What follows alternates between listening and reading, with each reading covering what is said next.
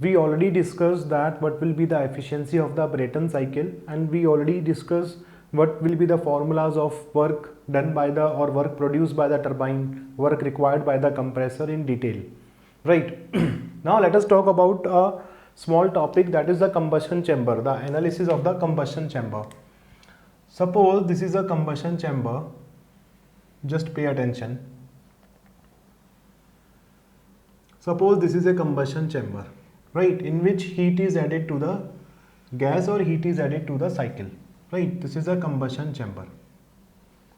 Now I can say that in this combustion chamber the air is coming inside this, let us say, and we know that this inlet point at the combustion chamber is 0.2 and outlet of the combustion chamber is 0.3.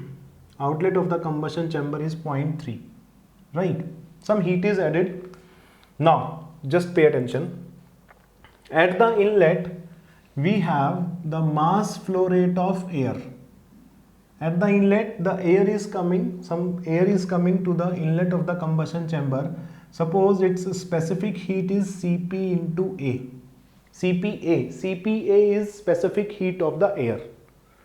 In the combustion chamber you are adding some mass of fuel. Let us say m dot f is the mass flow rate of fuel which are coming inside the combustion chamber, and its calorific value is LCV, right? Its calorific, lower calorific value is LCV.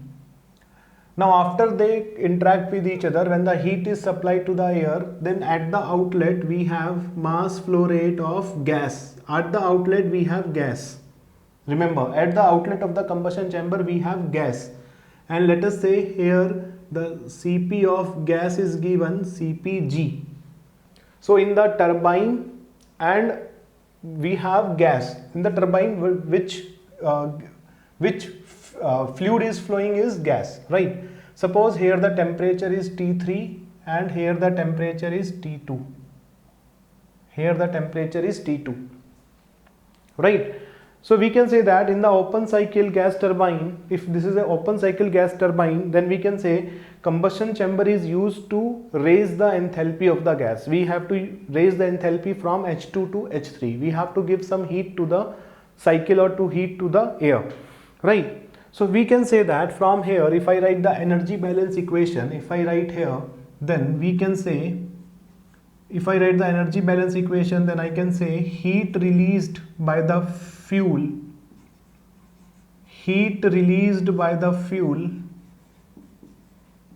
how much heat the fuel will released, it will be equal to the enthalpy rise of the fluid, the enthalpy rise of the gas. You can write enthalpy rise of the gas, right? Because the complete heat which is available with the fuel, that can be given to the gas and its enthalpy will increase. How much is the heat released by the fuel? The mass flow rate of fuel is m dot f into its lower calorific value. This is the heat released by the fuel. Suppose this combustion chamber has some efficiency NCC. This is the efficiency of the combustion chamber, right? Because it may be possibility that some amount of heat will release to the surrounding and some amount of heat will be lost, right? So we multiply this with combustion chamber efficiency. This is the net heat given to the gas. This will be equal to, now what is this mass flow rate of gas? This is equal to mass flow rate, mass conservation is there, mass flow rate of air plus mass flow rate of fuel, right? Mass flow rate of gas will be the mass flow rate of air plus mass flow rate of fuel. So we can say that at the point 3, what is the enthalpy of the gas? That is m dot g into Cpg into T3, and at the inlet of the combustion chamber, what is the enthalpy? m dot a into Cpa into T2, right? So you can write mass flow rate of fuel into lower calorific value into efficiency of combustion chamber will be equal to, this is mass flow rate of air plus mass flow rate of fuel into Cpg into T3 minus m dot a into Cpa into T2, right? This will be the correct relation of the combustion chamber. This is the combustion chamber equation, right? The heat available with the fuel will be given to the gas and its enthalpy will increase. So the heat released by the fuel will be equal to the enthalpy release of the enthalpy increase of the gas. Now, in the some of the objective question, this CPG is not given, right? And this mass flow rate of fuel is less, very less as compared to the mass flow rate of air, and only Cp of air is given in the question, and in some of the question this Cpg is not given. And if that situation is there, then you have to write that m dot f into lower calorific value into efficiency of combustion chamber will be equal to, suppose mass air is throughout, we are assuming air is throughout, so the enthalpy increase of the air is m dot a into Cpa into T3 minus T2. This equation you have to use when CPG is not given. When CPG is not given, you have to assume that throughout the system, throughout this combustion chamber, you have air. So the increase of the enthalpy of the air is m dot a into Cpa into final temperature minus initial temperature. So you can use this equation if CPG is not given in the questions, right? Now, this is the combustion chamber. Now let us move to a important topic, that is isentropic efficiency. Isentropic efficiency. We already discussed these isentropic efficiency in the refrigeration cycle also. So let us discuss the isentropic efficiency. As we know that the process in the compressor and in the turbine are reversible adiabatic. But the compressor and the turbine process involves some of the moving parts. Some moving parts are there in the compressor and in the turbine both. We have some moving parts. And because of that moving part, some irreversibility will be associated because of some friction. When a fluid flows over a solid boundary, some friction is available. Then the fluid has to overcome that friction, right? So because of that, some irreversibility will be associated. So because of that irreversibility, we have to take into account that irreversibility. We can say that now the process in the compressor and in the turbine is not reversible adiabatic, it is irreversible adiabatic. It is irreversible adiabatic. Some of the irreversibilities are there, right? So we can say that because of the friction, the process are not reversible adiabatic in the compressor and in the turbine. Now suppose if I draw the TS diagram of the Brayton cycle. Suppose this is a TS diagram. TS diagram of the Brayton cycle. Let us draw this. First, let us draw the TS diagram. Initially, I'm drawing the TS diagram while considering reversible adiabatic. Right.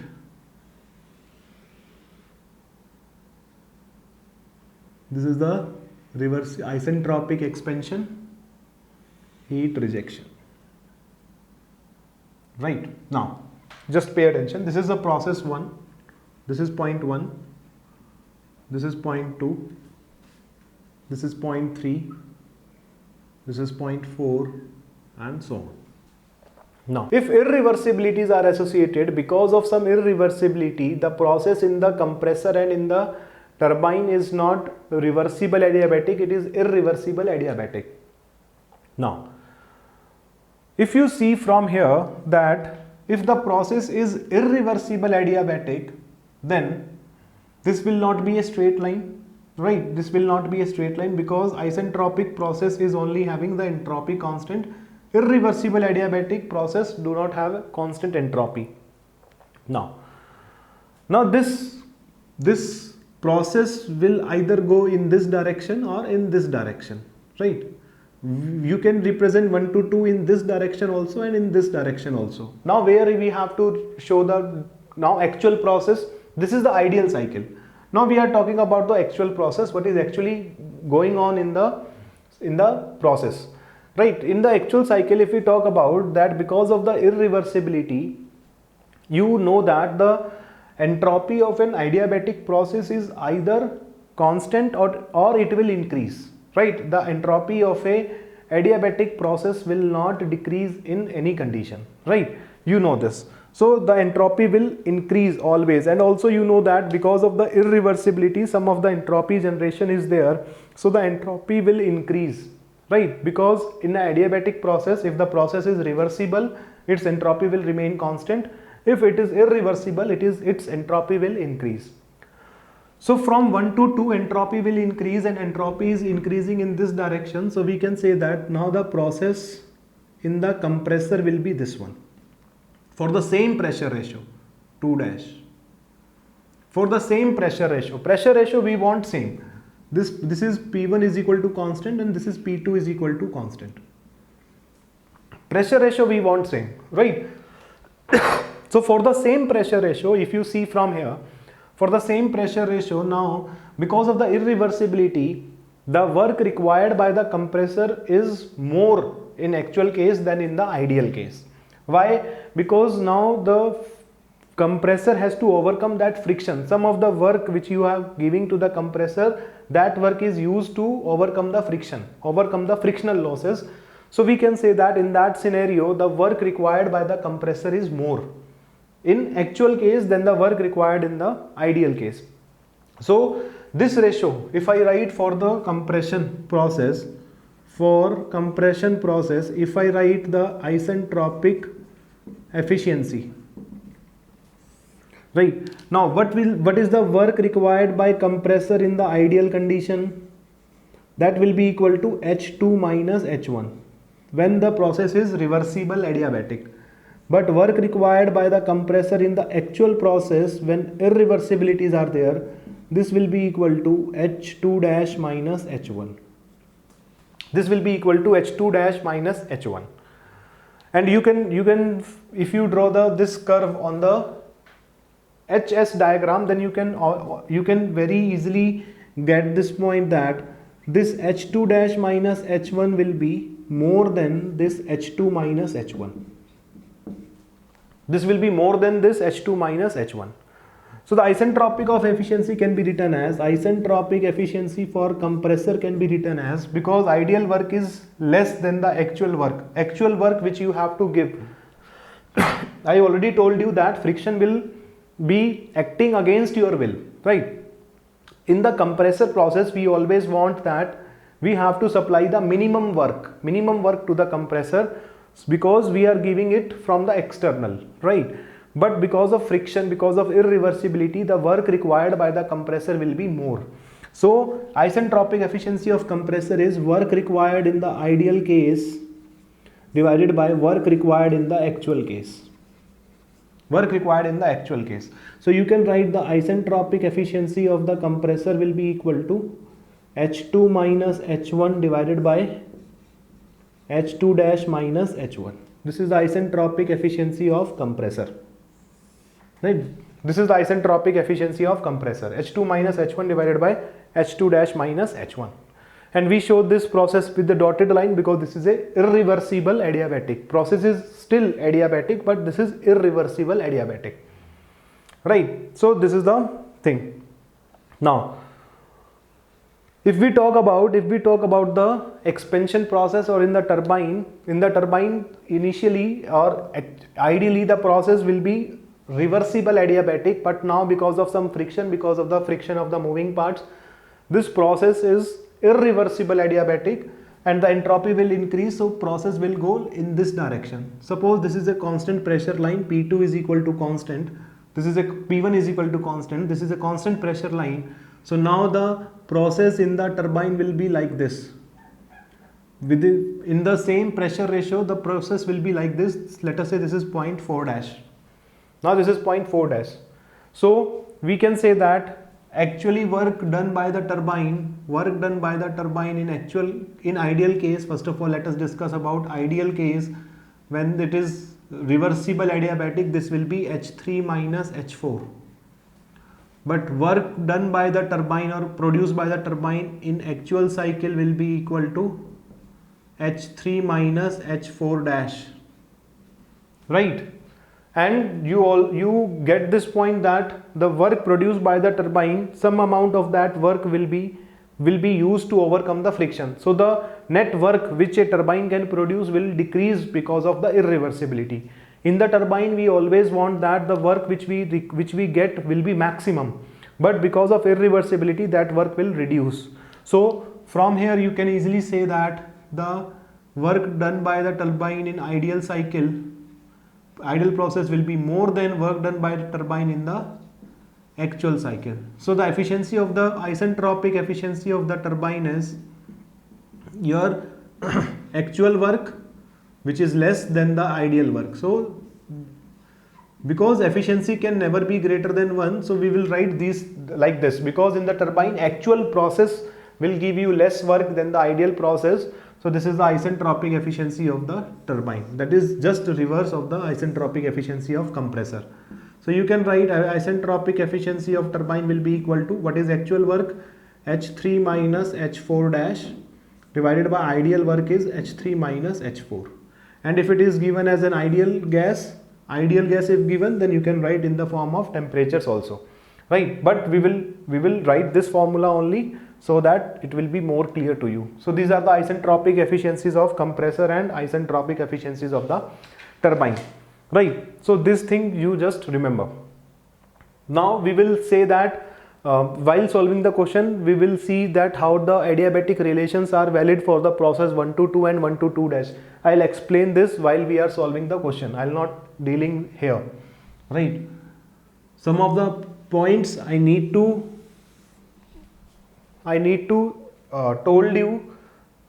tell you, but that will be in the question only. When we are solving the question, you will get those points, right?